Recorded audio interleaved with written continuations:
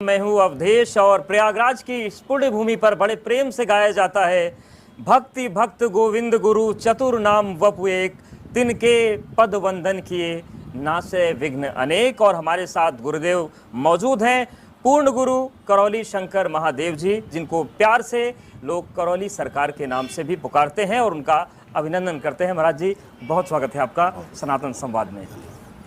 महाराज जी, महाकुंभ की इस धरती पर बहुत सारे मंथन होते हैं, बहुत सारे पुराने विषय हैं उस पर भी बात होती है, जो नए विषय होते हैं उन पर भी बात होती है और आपके चमत्कारों की चर्चा भी होती है। और बहुत सारे ऐसे लोग हैं जो उन चमत्कारों को लेकर बहुत सारी बातें भी कहते हैं, पक्ष विपक्ष दोनों है।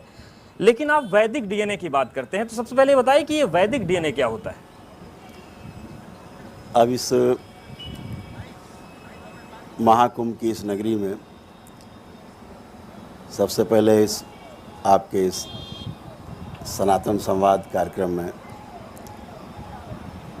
आपने जो बुलाया उसके लिए बहुत बहुत धन्यवाद।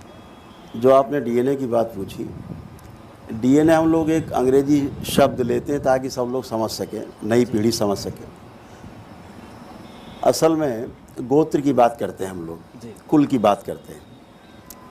तो हमारा जो कुल होता है वो कुल एक बहुत बड़ा कुल होता है। कुल में 100, 200, 500 लोग भी हो सकते हैं। ऐसे लोग हो सकते हैं जिनको हमने कभी मिले नहीं, कभी जाना नहीं, कभी देखा नहीं, लेकिन कुल में हमारे हैं। तो बहुत बड़ा कुल होता है। अगर कोई पुण्य है, कोई जैसे मान लीजिए 500 लोग हैं, अब भोजन बना है 10 लोगों का, तो अब अगर 10 लोगों के भोजन को 500 बांट दिया जाएगा तो सब भूखे रह जाएंगे। तो जब हम लोग डीएनए की बात करते हैं, तो वैदिक डीएनए की जब बात करते हैं तो संकल्प के द्वारा हर पूजा पाठ में, हर अनुष्ठान में संकल्प का विशेष महत्व है। तो संकल्प के माध्यम से हम लोग अपने जो कुल को छोटा कर लेते हैं। जैसे पति पत्नी हैं, हमारे बच्चे हैं, माता पिता हैं, इनको एक कुल में संकल्प करके बांध लिया। तो जो भी फिर हम अनुष्ठान करते हैं उसका जो पुण्य है उतने में ही रहता है। फिर उस कुल के द्वारा जो बनाया गया डीएनए का ऊर्जा पथ बोलते हैं हम लोग उसको, जो भी पाप और पुण्य होगा उसी में रहेगा। अब ये बाहर जो लोग छूट गए हैं हमारे बनाए हुए डीएनए ऊर्जा पथ से बाहर, ना तो मेरे द्वारा किए गए पुण्य का फल उनको मिलेगा, ना मेरे द्वारा किए गए पाप का उनको कोई भोग भोगना पड़ेगा। अब ये उस कुल में ही रहेगा। तो जो भी अनुष्ठान करते हैं तो उस कुल में रहने के कारण तीव्रता के साथ उसके संकल्प और प्रार्थना पूर्ण होते हैं जी। इसलिए वैदिक रूप से हम लोग उसको बिल्कुल संकल्प और प्रार्थना पर ही आते हैं। बहुत सारे लोग, बड़ी संख्या में लोग आपके यहाँ पहुँचते हैं। किसी की प्रार्थना बीमारियों को ठीक करने को लेकर रहती है, बहुत सारे वीडियोस देखते हैं, किसी को करियर की चिंता है। तो वो आपकी कौन सी आराधना पद्धति? क्योंकि ये कहा गया है कि आप भगवान को अगर प्रेम से पुकारिए तो भगवान सुनते हैं। आपकी सुन रहे हैं लेकिन सामान्य लोगों की नहीं सुन रहे हैं। तो वो रास्ता बताइए आप महाकुंभ से कि सबकी सुने। सबसे बड़ी बात यही है कि हम जिस ऊर्जा से जुड़ने जा रहे हैं, जिस ऊर्जा से हम जुड़ रहे हैं पूजा पाठ करके, अनुष्ठान करके, उस ऊर्जा के बारे में आपको जानकारी कितनी है? आप कैसे जानते हैं कि ऊर्जा सात्विक है, वह ऊर्जा प्रभावशाली है, आपको नीचे ले जाएगी कि ऊपर की ओर ले जाएगी? आपको उसका पता नहीं है। उसके लिए गुरुओं का मार्गदर्शन शुरू से अपरिहार्य रहा है। सीधे सीधे जानने की विधि है। अगर आपके कुल में, आपके परिवार में रोगों की भरमार है, तमाम मानसिक और शारीरिक और आध्यात्मिक कष्ट हैं, तो इसका मतलब सीधा सीधा ये हुआ कि आप गलत ऊर्जा से जुड़े हुए हैं। कहीं पूछने नहीं जाना है। अगर बीमारियां हैं, ठीक नहीं हो रही, शारीरिक हो, मानसिक हो, आध्यात्मिक हो, कोई प्रगति नहीं हो रही है, तो निश्चित रूप से आप समझ लीजिए कि आप गलत ऊर्जा के प्रभाव में हैं। सही ऊर्जा का प्रभाव क्या है कि आप, अल्टीमेट चीज़ है कि शांति।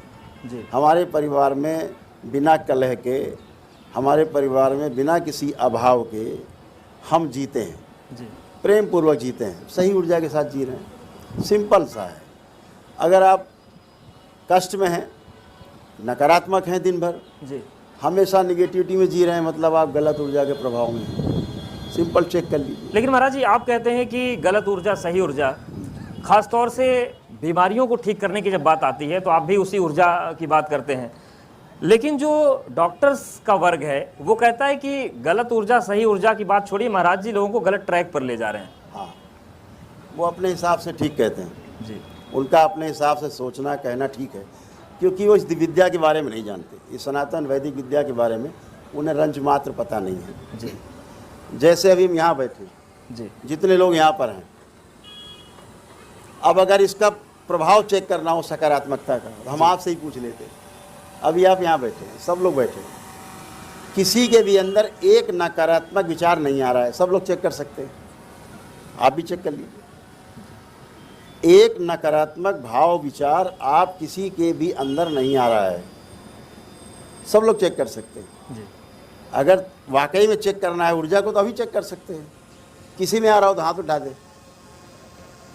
तो जब कोई व्यक्ति आपके सामने जाता है तो क्या आप उसकी पहले ऊर्जा चेक करते हैं? अरे, सबके पास ऊर्जा है, जी ऊर्जा शाश्वत है, ऊर्जा का कोई भी गलत और सही नहीं है। जी। आपकी जैसी आपकी सोच है, उस सोच के साथ आप जिस ऊर्जा से जुड़ते हैं, अगर पहले से गंदगी है उसमें तो आपकी गंदगी को और बढ़ा देती है। जी अगर आपकी सोच अच्छी है और आप अच्छी ऊर्जा से जुड़ते हैं, आपकी अच्छाइयों को और बढ़ा देती है। और इतना ही नहीं, अगर आपकी सोच बहुत अच्छी है जी तो नकारात्मक ऊर्जा भी आपके साथ सकारात्मक रूप से कार्य करने लगती है। जी यही वैदिक ऊर्जा का प्रभाव है। ठीक है, लेकिन महाराज जी उस ऊर्जा को हर कोई समझे, जरूरी नहीं है। आप सर्जरी का विरोध करते हैं कि सर्जरी नहीं करवानी चाहिए। आपको अंदाजा है कि आप कितना बड़ा रिस्क ले रहे हैं? अगर किसी की जान चली गई तो कानूनी रूप से कितनी अड़चनें आपको झेलनी पड़ सकती है, और अड़चनें आप झेलते भी हैं, तमाम दुनिया भर की चीज़ें होती हैं, आरोप लगते हैं। तो ये रिस्क है या फिर आपको लगता है कि एकदम सही करें कि सर्जरी कोई न करवाए? इसका क्या प्रमाण है कि सर्जरी करा के आदमी बच जाता है? मर रहे हैं, हजारों लोग रोज मर रहे हैं, सर्जरी करा के मर रहे हैं, गलत दवा के प्रभाव से मर रहे हैं। इसका क्या प्रमाण है कि दवा खा के ही बच रहे हैं? हम सर्जरी का विरोध नहीं करते, गलत सर्जरी का विरोध करते हैं, फेक सर्जरी का विरोध करते हैं। आज तमाम सरकारी संगठन ये प्रमाणित कर चुके हैं सर्वे के आधार पर कि 50-60% सर्जरी फेक है। जी हम दिन भर देखते हैं, मेरे सामने आते हैं जब मामले कि सर्जरी फेक करा के आदमी खड़ा हुआ और रोगी खड़ा हुआ है, जो सर्जरी के पहले उसे कष्ट था वो कष्ट सर्जरी के बाद भी बना हुआ है। दरबार में आकर के व्यक्ति वैदिक प्रक्रिया करता है, एक ही दिन में उसके सारे कष्ट चले जाते हैं उसके संकल्प से, जी स्वयं की प्रार्थना से। कहाँ चले जाते हैं? शरीर में जो रोग है जी वो स्थूल में ढूंढ रहे हैं, हाड़ मांस के शरीर में ढूंढ रहे हैं। रोग की शुरुआत तो जो हमारे वैदिक सनातन धर्म में माना गया है कि हमारे जो 3 शरीर हैं, कारण शरीर, जी दूसरा सूक्ष्म शरीर और तीसरा स्थूल शरीर। हमारे रोग की जो शुरुआत है हमारे स्मृतियों के कारण है। जी अगर हमारी स्मृति बनी हुई हमारे कर्मों के कारण, पूर्व जन्म के, वह स्मृति सक्रिय रहेगी। जैसे ही हमारे ग्रह नक्षत्र और प्रभाव हमारा विपरीत आएगा, जी वो स्मृति कर्म भोग हमारे सामने आएगा, वो स्मृति फलित होने लगेगी। और उसका सबसे पहले जो प्रस्फुटन होगा वो होगा हमारे कारण शरीर में बीज के रूप में, बीज अंकुरित होगा, वृक्ष के रूप में हमारे स्थूल सूक्ष्म शरीर में बनेगा, जी और फल फूल के रूप में हमारे स्थूल शरीर में दिखाई देते हैं रोग और कष्ट। जी इसीलिए जब सूक्ष्म शरीर में रोग बनना शुरू होते हैं तो व्यक्ति को ये लगता है कि मुझे कुछ कष्ट हैं, वो चेकअप कराने जाता है। मशीन कहती है आपको कोई रोग ही नहीं है, लेकिन उसे लगता है मुझे कष्ट हैं। डॉक्टर कहता नहीं, मशीन बता रही है आप ठीक हो। जी मानसिक रोग होते हैं तो ज़्यादा होता, कहते हैं पागल हैं, लेकिन वो उसके सूक्ष्म शरीर में रोग बन गए हैं, धीरे धीरे स्थूल में दिखाई देने लगते हैं।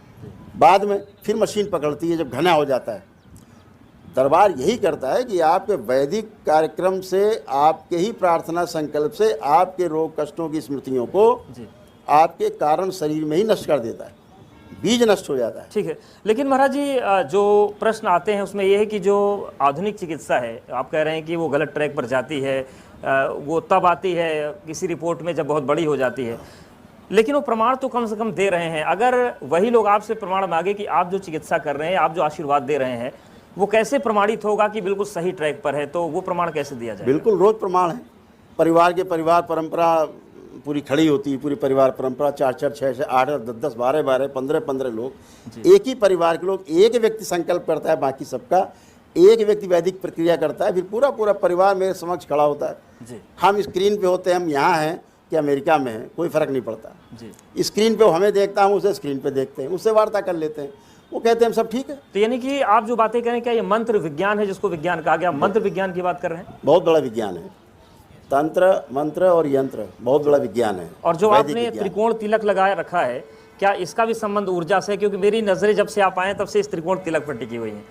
अगर ये रहस्य है तो ये बता दें। नहीं, कोई रहस्य संसार में दरबार की पहले सबसे बड़ी आइडियोलॉजी यही है, इस संसार में कोई रहस्य और चमत्कार नाम की वस्तु नहीं होती। जैसे आपने शुरुआत में कहा कि चमत्कार हो, कोई चमत्कार और रहस्य नाम की संसार में कोई वस्तु नहीं है। तो आप जो कर रहे हैं वो क्या है? हाँ, जो आप होते हुए देख रहे हैं, आपने कभी होते हुए देखा नहीं है जी। आपको चमत्कार लगता है। उस विधि को नहीं जानते जिस विधि से हो रहा है, आपको रहस्य लगता है। आप विधि जान जाते हैं, रहस्य खत्म हो जाता है, चमत्कार खत्म हो जाता है। जी। ठीक है, तो न रहस्य है न चमत्कार है, वैदिक प्रक्रिया है, वैदिक विज्ञान है और पुरातन विज्ञान है। युगों युगों से था स्मृति का विज्ञान जी। तो आज भी वही फलित हुआ है। इस कलयुग में दरबार का अनुसंधान है कि यदि व्यक्ति अपनी स्मृतियों को नष्टीकरण अपने ही प्रार्थना संकल्प से कर सके जी। तो उसके शारीरिक, मानसिक और आध्यात्मिक सब कष्ट चले जाते हैं। ठीक है महाराज जी, बस आपकी भी समय की सीमा है, तो एक आखिरी प्रश्न मेरा ये है कि जिस विज्ञान की आप बात कर रहे हैं, आवाप उद्वाप चलता था, गुरुओं ने सिखाई नहीं सिखाई और धीरे धीरे बहुत सारा विज्ञान हमारा शायद वो नष्ट हो गया। क्या उस विरासत को आप आगे बढ़ा रहे हैं? क्या ऐसे शिष्य आप बना रहे हैं जिनको ये विज्ञान आगे बढ़ाएं? हाँ बिल्कुल, दरबार प्रत्येक पूर्णिमा को जो भक्त दरबार आते हैं, जुड़ते हैं, वैदिक प्रक्रिया करते हैं, वह और उनके परिवार स्वस्थ होते हैं। स्वस्थ होने के बाद कृतज्ञता के रूप में वो बाबा से, हमारे गुरुदेव से दीक्षा प्राप्त करते हैं जी। और दीक्षा प्राप्त करके दरबार से जुड़ते हैं और दीक्षा के उपरांत जो मंत्र जब फिर वो तंत्र की उसमें जाते हैं, विधा में जाते हैं, सीख रहे हैं जी। और हज़ारों लोग इस विधा को आगे बढ़ाने में सहयोग कर रहे हैं। और निकट भविष्य में, बहुत ज़्यादा लंबा समय नहीं, 2025 में आपके सामने परिणाम होंगे कि करौली शंकर महादेव के दरबार से हज़ारों बाबा माँ के जो शिष्य हैं जी। वो तंत्र में दीक्षित होकर के लोगों की सेवा करते हैं, आपको मिलेंगे जी। लेकिन महाराज जी, अब मेरे मन में एक प्रश्न और भी आ रहा है। प्रश्न खैर पत्रकारों के मन में आते हैं, लेकिन जब आपके पास हर चीज़ का इलाज है, हर ऊर्जा को, नकारात्मक ऊर्जा को आप सकारात्मक कर सकते हैं, तो जो लोग आपको ट्रोल करते हैं या जो लोग आपको पाखंड से जोड़ने लगते हैं, उनकी मानसिक स्थिति आप क्यों नहीं सही कर पा रहे हैं? भाई कैमरा माने कैमरा चला रहे हैं, हम इनको क्या डायरेक्शन दे सकते हैं? हमें पता नहीं इसके बारे में, लेकिन हम ज्ञान देने लगे। जब उनको पता ही नहीं है उसके बारे में, विद्या के बारे में नहीं पता, या तो आओ अनुभव करो। मैं सबको आमंत्रित करता हूं। तो क्या आप ओपन चैलेंज दे रहे हैं? एकदम खुला, सभी को, सबको, टोटल को, आइए दरबार आइए, सबका स्वागत है और समझिए विज्ञान को। अगर ये विज्ञान वाकई में ऐसा है कि बिना औषधि के केवल अपने प्रार्थना और संकल्प से आप स्वस्थ हो रहे हैं, तो इसमें विरोध कहाँ है? विरोध वो लोग कर रहे हैं जिन्हें उस पता नहीं इस विज्ञान का, और सही कर रहे हैं। उन्हें बिल्कुल नहीं पता है, कभी सुना नहीं, कभी देखा नहीं, तो विरोध बहुत स्वाभाविक। लेकिन मेरा ये कहना है कि जब तक आप जान ना लें ठीक से, तब तक आप उसको माने नहीं, बिल्कुल नहीं माने। तो जानने के लिए दरबार आना होगा। आप इस तरह शिविर लगा सकते हैं, हम यहाँ जनवा सकते हैं। इसके लिए आवश्यक नहीं कि हम आप दरबार ही आ पाएँ। आप कहीं लगा लें, गंगा किनारे लगा लें, जमुना किनारे लगा लें, नर्मदा किनारे लगा लें, कहीं शिविर लगा लें एक दिन का, और बुला लीजिए सारे मीडिया कर्मी, बुला लीजिए, उनके परिवार बुला लीजिए, पहले उन्हीं को देख लिया जाए कि स्वस्थ होते कि नहीं होते अपने संकल्प प्रार्थना से। अगर अपने प्रार्थना और संकल्प से स्वस्थ होते हैं तो फिर उसको आपको फैलाना चाहिए। बिल्कुल, वो बढ़ना चाहिए, यस, जाना चाहिए, या फिर उस दिन से हमें बात को छोड़ देना चाहिए। जी। क्या उन लोगों को भी इलाज करने की ज़रूरत है? कोई काली माता बन के नाच रहा है, कोई हनुमान जी बन के नाच रहा है, कोई केला बड़ी गंदी तरीके से खा रहा है, बहुत सारे दरबार लग रहे हैं देश में, तो उन दरबारों को तो भी तो ठीक करना पड़ेगा आपको। ये पागल हैं, सब पागल हैं, बेवकूफ़ हैं, पागल हैं, दूसरों को पागल बना रहे हैं, बेवकूफ़ हैं, दूसरों को बेवकूफ़ बना रहे हैं। कोई ऊत भूत प्रेत होता नहीं इस तरह का। पर एक दरबार छतरपुर लगता है, वहाँ भी भूत की बात कोई लगता हो, पूरे संसार में कोई दरबार लगता, बेवकूफ़ एक बेवकूफ़ी है। भूत का मतलब भूतकाल की हम बात कर रहे हैं जी। हम भूत, वर्तमान, भविष्य की बात करते हैं। दरबार कहता है ना भूतो न भविष्यति, वर्तमान में रहिए, कोई रोग नहीं है जी। आप भूतकाल में जाएंगे, भूतकाल को बार बार सोचेंगे, बार बार सोचेंगे तो आप भूत में चले जाएंगे, भूत बन जाएंगे जी। आपकी स्मृतियाँ गहरी हो जाएंगी। कहीं ऐसे कोई भूत प्रेत नाम लेते, ऊर्जा है उसका नाम है, लेकिन उससे भयभीत होना, ऐसा कोई भूत प्रेत नहीं होता जो आपको खा जाएगा, मार डालेगा, जान ले लेगा, छीन लेगा, कुछ नहीं होता। मानसिक रोग है। दरबार में आते ही एक दिन में कहाँ चले जाते हैं भूत प्रेत?